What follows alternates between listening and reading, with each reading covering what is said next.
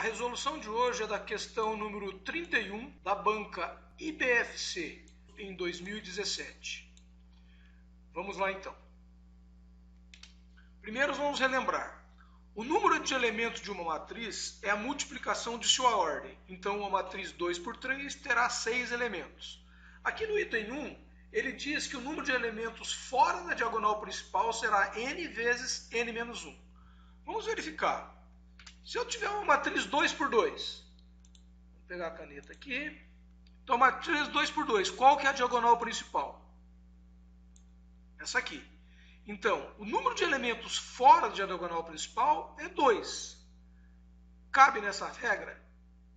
A ordem da matriz é 2, então n é 2. 2 vezes 2 menos 1, 2 vezes 1, 2. Sobrou 2 elementos, então para a matriz de segunda ordem, deu certo. Vamos verificar com uma matriz de ordem 3. A diagonal principal está aqui. Sobraram 6 elementos. Vamos na fórmula. A ordem é 3. 3 vezes 2 são 6 elementos. Está correto. Só para desencargo de consciência, vamos fazer uma matriz 4 por 4, que é uma matriz de quarta ordem. Aqui está a diagonal principal. Quantos elementos sobram? 1, 2, 3, 4, 5, 6. 1, 2, 3, 4, 5, 6. Então sobram 12 elementos. Vamos na fórmula? 4 vezes n menos 1, que é 3. 4 vezes 3, 12. Então, o item 1, o número de elementos fora da diagonal principal, será n vezes n menos 1. Isso está correto. Como nós fizemos, aqui tem a explicação. O número de elementos de uma matriz quadrada de segunda ordem é 2 vezes 2. Sua diagonal principal tem 2 elementos, então os elementos fora da diagonal principal é 2. Para a terceira ordem, para a quarta ordem e assim por diante. Ok? Então, o primeiro item está correto. Vamos analisar o segundo item. Primeiro vamos relembrar. Matrizes que podem ser multiplicadas. Uma matriz m por n só pode ser multiplicada por uma matriz n por t. Ou seja, o resultado dessa multiplicação será uma matriz m por t. Então, quando eu tenho uma matriz, para que eu possa multiplicar por uma outra matriz, o número de colunas da primeira tem que ser igual ao número de linhas da segunda.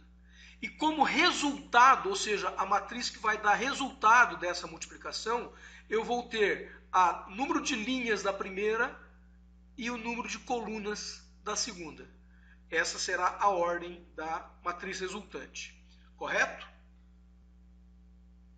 Considerando essas explicações, vejamos o item 2. Está errada, pois a matriz n por n pode ser multiplicada por qualquer outra matriz, desde que a matriz que a gente vá multiplicar tenha n linhas. Por que n linhas? Porque a primeira matriz tem n colunas. E essa é a condição para eu poder fazer a multiplicação. Já o resultado vai levar em consideração o número de colunas da segunda matriz. Então não importa a primeira matriz para definir o número de colunas da matriz resultante. Então, primeiro eu tenho que saber se é possível multiplicar. É possível multiplicar? O número de colunas da primeira matriz, que é n, é igual ao número de colunas da segunda matriz, então é possível multiplicar. E qual que é o resultado? O resultado é o número de linhas da primeira matriz com o número de colunas da segunda matriz. Então, o item 2 está errado.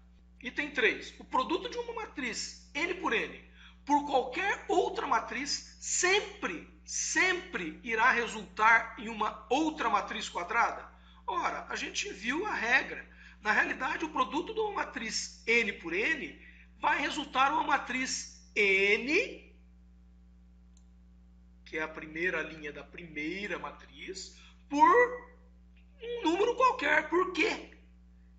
Ou seja, pelo número de colunas da segunda matriz.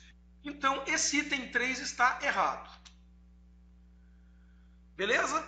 Vamos então agora para o item 4. Primeiro vamos relembrar. O que é uma matriz inversível?